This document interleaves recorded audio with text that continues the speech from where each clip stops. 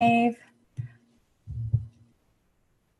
wanted to thank everyone who's joining me today for the final of the webcasts.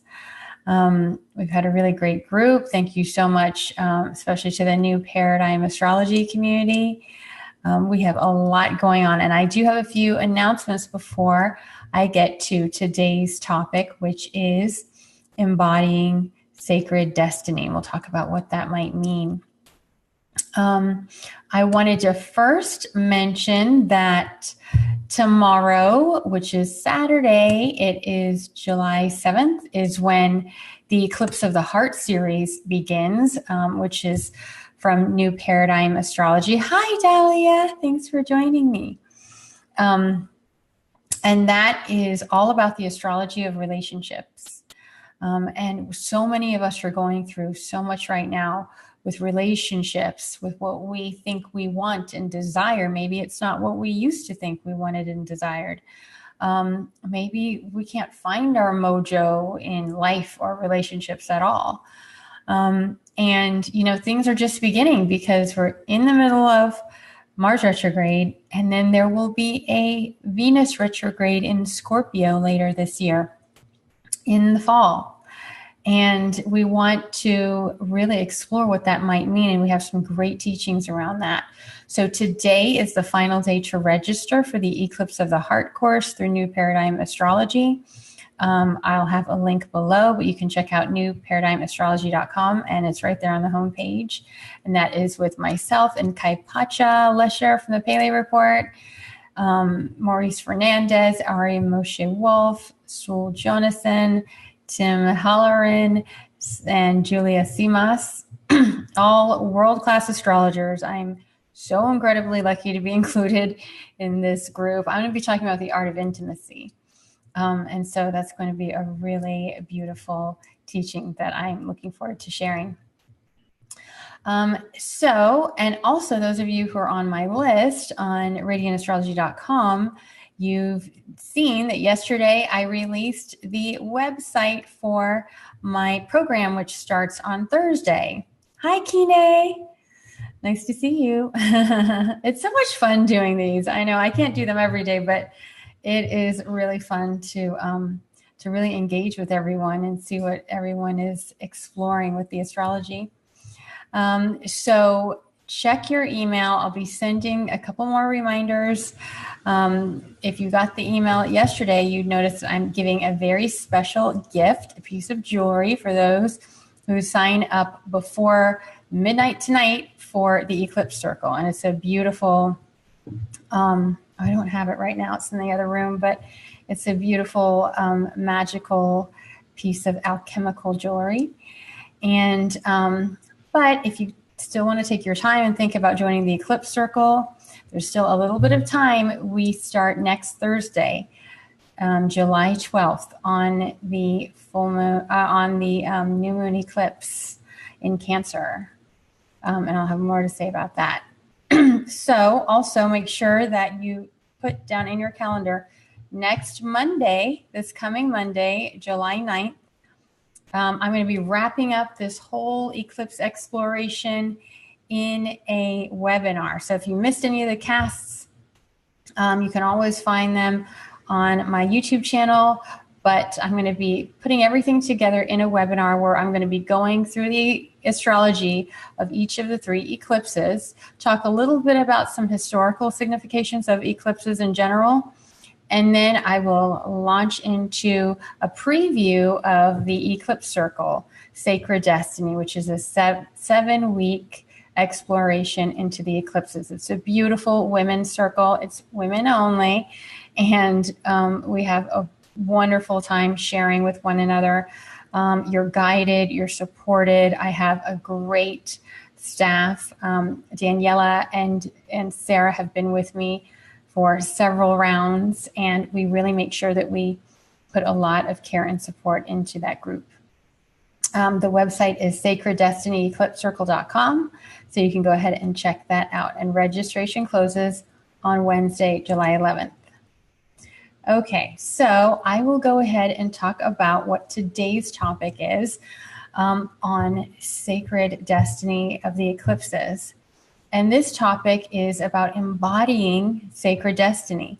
Now, what does it mean to be embodying your destiny? If you saw the email I sent out earlier, I was talking about how the body remembers. One of my, I guess I can consider her a friend and a colleague, Patricia Walsh, who's an evolutionary astrologer and a past life regressionist. She always works, when she works with her clients, the work is all about getting back into the body. When you remember your past lives, a lot of times we can struggle. Some people, it's easy. They can drop in and remember a past life. But the psyche actually puts up barriers so that we don't remember so easily, that we don't remember the trauma from a past life. And it's those moments, it can even be like just a momentary thing that really impacts our soul, us at a soul level that is carried from lifetime to lifetime, are those peak experiences. They can be peak experiences of joy, and sadly, a lot of them are peak experiences of trauma. And they are encoded in our energetic body and in our physical body. So a lot of times when we're doing some kind of past life regression, now my past life regression work I have always done online. I haven't done any I did do a couple of sessions live when I was in Costa Rica, but mine are mostly through Skype. However, Patricia's are in person, and I know many that work this way do this, where you connect back to your physical body to remember. A lot of times when we have trauma from past lives, and it can come through like a pain in the neck or a reoccurring pain somewhere in the physical body.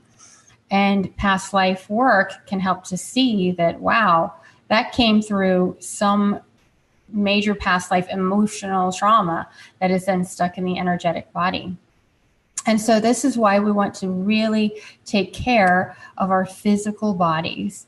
And one of the first ways we can get into a space of caring for the physical body is when we get into a space of meditation, really just thanking your body for all that it does to support you. You know, you never have to think about taking breaths or blinking or swallowing most of the time. It just happens. You know, you don't have to make your heart beat. It happens. And so connecting with our physical body, knowing that it is ingrained, it is woven with our soul. I mean, the shamans don't think that the soul is one thing and the body is another. I mean, it is all one. This is a vessel for our soul in this world, but it is also part of the soul. And so we want to first, actually, when we get into a space of meditation, I mean, why not just introduce yourself to your body? You know, this is like any relationship that goes both ways. And it takes nurturing and it takes familiarity. Again, our whole body is an ecosystem. It is a community. And if that community and ecosystem is disturbed, is not getting along, is having to fight an invader, then we notice that. We notice that as illness or some kind of irritation. When I was in Chicago recently, I attended an amazing workshop by Jane Ritter Patrick, the medical astrologer, who really deeply believed in working with the body and expecting miracles to happen. And she said that matter, you know, when we ask someone, what's the matter? Like, what's the matter with you? You know, we think like, oh, I have, you know, pain in my neck or some kind of cough or whatever. But in fact, when we look at any kind of physical symptom or any kind of matter, it simply is energy vibrating at a lower frequency that it solidifies, right? And so, but it's still constantly in motion. And that can be manipulated, that can be healed. And so when we want to heal ourselves, heal our physical body, that takes acknowledging what is beneath, what is the energy that is being agitated. And a lot of times that can take playing with ideas such as, words play. She had some kind of example of a woman that had Crohn's disease, which is, I would not wish that on my worst enemy. It sounds terrible and incredibly painful. And it has to do with the bowels. And it turned out the woman was feeling very insecure because she had a younger boyfriend or lover, or husband or something, who was so much younger than her, and she felt so ugly and like an old crone compared to him. And just acknowledging that and looking for, she was looking for these fables around, crones and how they were like the wise women in these ancient fables. And that is healing. That can begin the process of healing. So when there is a vortex of trauma, there is also an equally powerful vortex of healing. And we want to align with, as Peter Levine indicates, is we want to sort of dip into both of them until we can find some kind of middle ground that takes us from acknowledging the trauma to also acknowledging the healing and finding a way where they can meet. Because when we don't acknowledge trauma, then there's no access to real healing. And I bring this up because when we look at eclipses, again, it's the nodes of destiny. And what do they represent? The South Node represents the deep past, the collective past. We all have a role to play that stems from the deep past. And then the North Node is the intention of the future, the growth potential. And we also want to take a look back. Oh, let me say hi to Jane, Francis Lowe, and to Jacqueline Mock, and to Carlos Galvan. Thank you. Thanks for joining me. It's great to see everyone. And so when we look at the lunar nodes, ultimately, what do they represent? They represent these extreme points of the moon. Okay, because these are the nodes of the moon.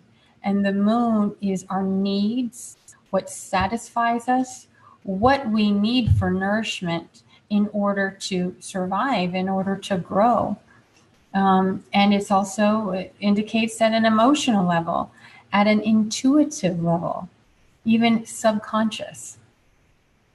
So this is a time during eclipses where, they say during a solar eclipse, it's an eclipse of the sun, and the future or the present is obscured by the past. The past comes really rushing in, and that past can be like the deep past, unprocessed emotions. And then a lunar eclipse, the moon is eclipsed, so it's the past is obscured by the present. And the beauty of that is we can release the past more easily. And be more conscious of the present.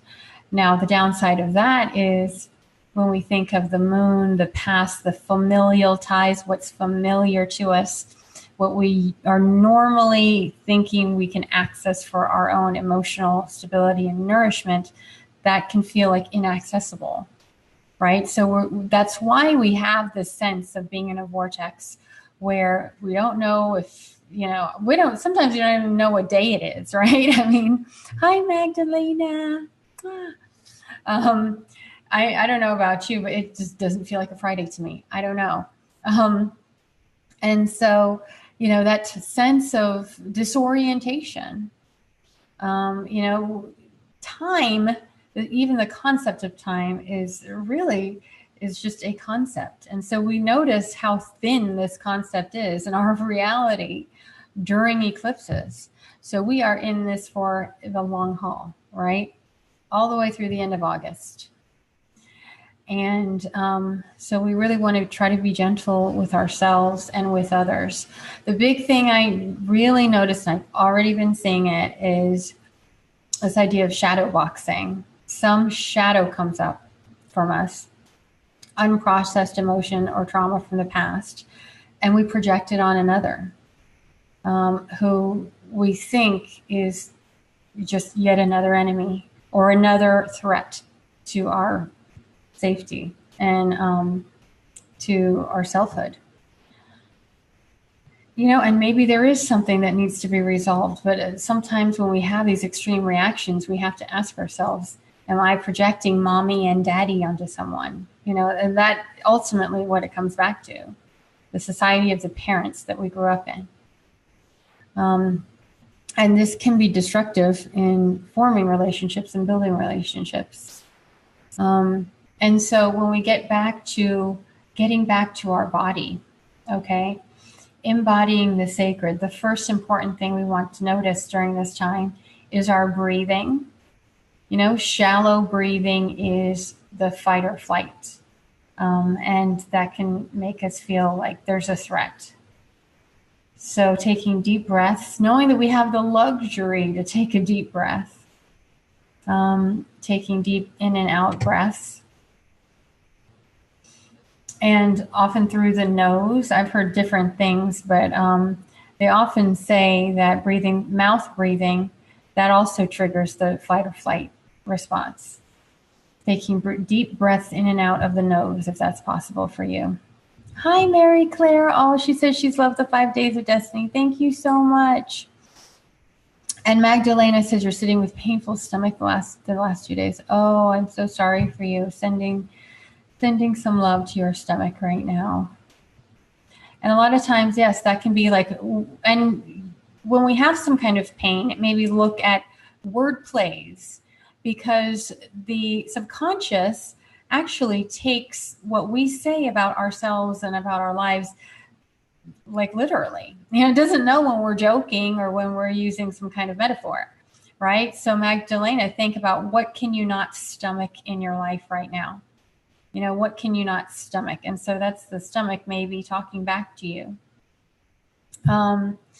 And it's so interesting. Sometimes it can help with getting with other people. Other people maybe, I know I'm usually not that great at doing this for myself, but better with other people, using these word plays that we often associate, that we have phrases that we use that then can speak back to what we're suffering from. And it's so important that your self-talk is positive. When you say so-and-so is going to a pain in your butt or a pain in your neck or whatever, and then you start having those physical pains, again, that's the body listening to you, and responding to what you are saying to it. So being more gentle with yourself, with your body and your self-talk, knowing that, especially now, just consider for a moment, even if the rest of the year you don't think this way, but during this time, this ancient, this time where the ancients really took these eclipse periods as incredibly important periods of fate and destiny. Everything you say that comes out of your lips is sacred. Only you can declare what is truly sacred. And just understanding that your body is considering everything you say and think about yourself and about the world around you as real, and it's responding to that. Is it going to respond to some kind of a threat or some kind of danger, or will it respond to a welcoming place, a friendly, loving universe and environment? Do you absolutely love what you do, and do you have gratitude for it? And even when we find our purpose and we're doing good things in the world, yeah, sometimes the day-to-day can feel like a grind until we return back to our gratitude. And that is the one thing. If you want to talk about creating miracles and magic in the world, is always, always, always coming back to gratitude. That just like that shifts everything. I mean, I know Oprah says write a gratitude journal every day. I mean, I wish I had that discipline. I'm not currently at that level of discipline, but just thinking, I know if I ever feel like, oh, everything's so hard, just return back to, I have so much to be grateful for. And taking that back to the body, to be so grateful. If you don't have to think about your body or what's it doing or having pain or whatever, be grateful for that. Celebrate that. Because when you do have a pain or something going wrong with your body and it's screaming at you, that is never very pleasant. So just be very grateful for the level of health that you have. It also reminds me of my friend James David Wade, who is he's an astrologer. He's just a spiritual guide and an amazing guy on Facebook. And he posted today that when someone says nobody's perfect, he says, speak for yourself. And he says that, the words that we choose to use about ourselves and describe ourselves, I mean, those are really powerful. Hey, you are perfect. I'm perfect. There's Carolyn. She's perfect. And so is Magdalena and Karsten. Hi, Karsten. And so why don't we consider ourselves perfect, right? And I think just that idea of reaching for perfection of someone else's idea of perfection is what causes the stress. I do want to recommend an excellent book around the idea of trauma and healing. And I bring up trauma because when we say trauma, we've all experienced trauma at some level, birth trauma, even pre-birth trauma. That to our souls, to, the little being that is forming, that only knows about the environment, that is one with its environment, has experienced the trauma of birth. And then from there, once we're out of that comfort of the womb, then there are many levels of just the trauma of growth. Jane was asking about James's last name. It's James David Wade.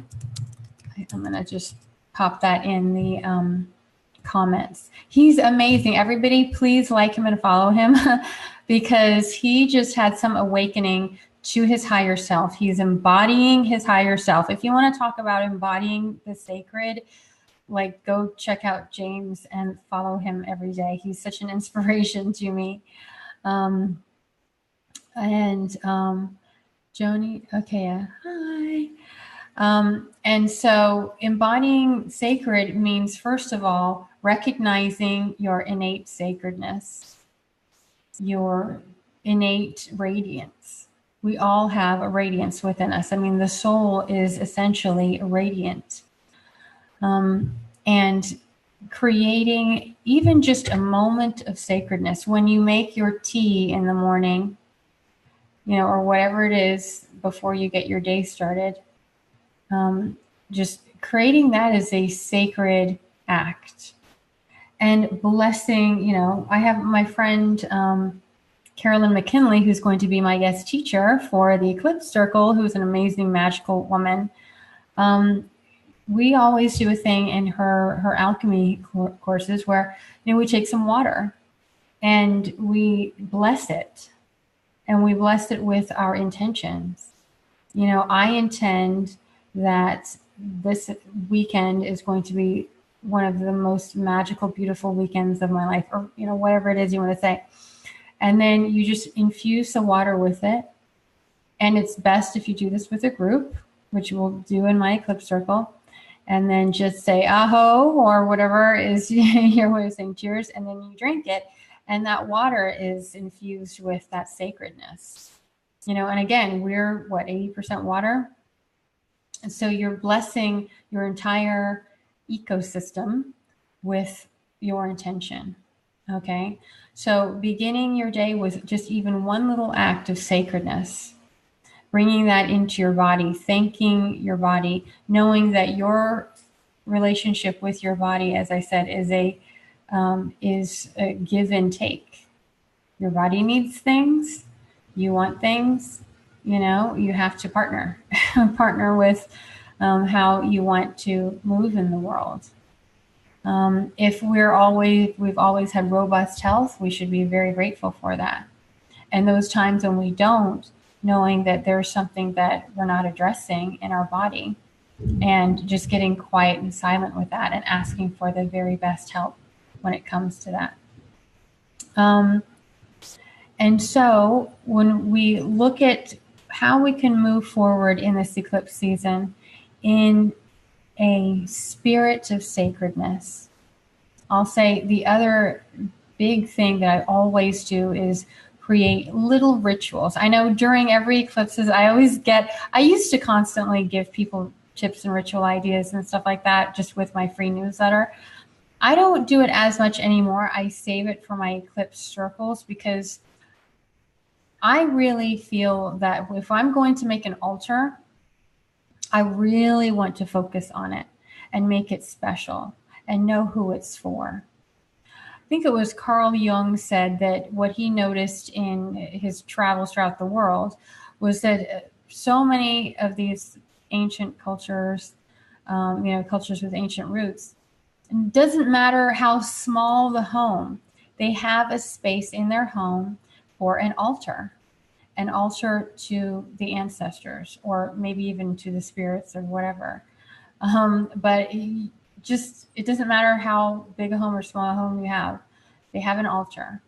It's a place where you can connect with something greater than yourself, something divine, honoring your ancestors, and placing something there that's of value so that you know that you are giving something special to the divine, to the sacred. And this is what I recommend you do for the eclipse period, is taking it on as a period of devotion. It's deserving of our devotion. And no matter what is happening in and around you, that there is sacredness that's wrapped in everything. The entire universe is about sacredness. And this is a time for us to acknowledge and honor that. And so, yes, Jane, have a beautiful daily intention. Have an intention for yourself. I don't know if you've ever seen a Japanese tea ceremony, but it's like every little thing is so valuable. I mean, think if you were invited to Buckingham Palace tomorrow to have tea with the Queen, right? I mean, if you had tea with the Queen, wouldn't you think that like that teacup is so special and that tea is so special and the sugar is so special and oh my God, or if you were to, I don't know, like break bread with the Pope or something. All of a sudden, everything is laden with so much specialness and holiness. This is a time where we need to know that portal to whatever is divine is really, really within our reach, even much more than it normally would be. And so looking at your own chart, where do you want to embody your sacredness? I saw a really beautiful video this morning by Adam Ellenboss, and he was talking about the Sun-Pluto opposition. And, he brought it back to the sun. The sun is, it's our beingness. And I think I spoke about this before recently. It's who we're being, as just simply when we're radiating our beingness. And all the other planets are there to sort of help that sun move in the world.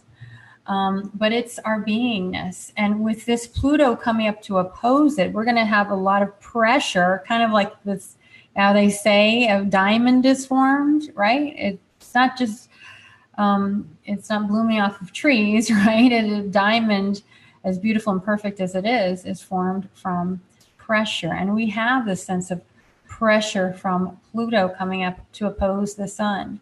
So just simply look at your sun sign. I think what Adam was saying was that our sun sign, we think, oh, sun sign horoscopes is so so simplistic. And in a way it is, because there's so much more to our chart. But our sun sign is the character we're building in this lifetime. Okay. A lot of times we think, oh, sun in Libra, oh, Libras are so pleasant. They're so harmonious. Everybody loves them. But, Libra's learning about relationships. They're learning about, how valuable it is to bend over backwards to people, or maybe they overdo it, or maybe they don't do it enough, they're learning about that. When we're children, we usually are much more about our sun, right? I mean, we are who we are until life starts to put boundaries on us and tell us, no, we're not good enough, and that kind of thing. And then we have to unlearn all that we've been conditioned and just become our radiant selves again. So what you can do, especially during this time as we're leading up to this first eclipse with that Pluto opposing the sun moon, bringing it back to your sun sign, whatever it is, minus Capricorn, and just looking at it from the highest expression of what the highest expression of your sun sign would be, when it is just being that archetype, not having to do, not having to prove or anything, just at its utmost radiance, the diamond level of that archetype. What happens after the pressure of Pluto? Because that Pluto can bring up a lot of subconscious material. That is what Pluto is about, right? It's below the surface. And so it's pressuring us to be at our diamond level self. And so for a Capricorn, I would say it's about inner dignity. It's simply about the dignity, not having to perform or to shame others or to be shamed or whatever, but having that pure heart of inner dignity. And so whatever your sun sign is, maybe we can look in the comments and you can share what you think is the diamond level of your sun sign, and start moving with that, honoring the heart. The heart is ruled by the sun. I know I've had many meditations where something has happened and I found a diamond and put it in my heart, which sounds kind of strange when you say it, but it was always such a beautiful experience in meditation. Magdalena says, haha, Taurus, material, earthy. I have more stomach from having too much matter to digest. Make sure you chew your food, Magdalena. Your stomach does not have teeth. That was something I learned in health coaching school. We sometimes want to eat so much, we want it in our stomach right away, and we don't do our 100 chews. So anyway, think about how we are becoming more like a diamond. That we are perfect, as James says. We are perfection. And we can only become more perfect with this pressure of this Pluto if we know where we're going with it, if we have a vision and an intention, where we can transmute trauma into healing. And again, as I think just that concept that whenever there's a trauma, it opens up a vortex, and there's an equally powerful healing vortex. And we want to be able to find a way to harmonize with the two. Okay. So I've been yapping enough, I guess, today.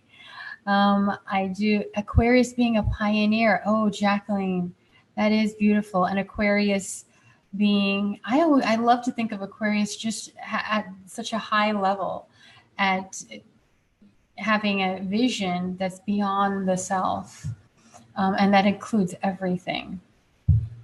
To me, it's so high vibrational when I think of the high side of Aquarius. So I wanted to, as I close today, I want to thank everyone for joining me for these 5 days. It's been a nice, it's been kind of a nice, easy little 5 days, a nice mellow in general, comparatively speaking. but kind of a nice mellow 5 days here to connect with all of you. Again, I want to invite you to consider joining our Eclipse Circle that begins July 12th for those of you that are called to join in a sacred women's circle for astrology and destiny and sharing our unique paths together, and actually helping one another to manifest miracles in our lives. And on Monday, on July 9th, I'm going to be having my webinar. As I said, I'm going to be going, this has just been kind of like a casual 5-day, like, chit chat. But on Monday, I'm going to really lay it out a little bit more on the astrology of the eclipses.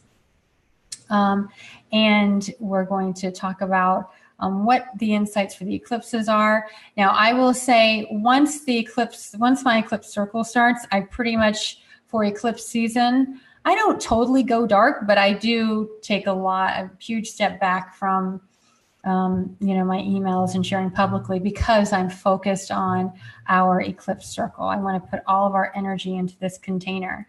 But you can always check out these videos.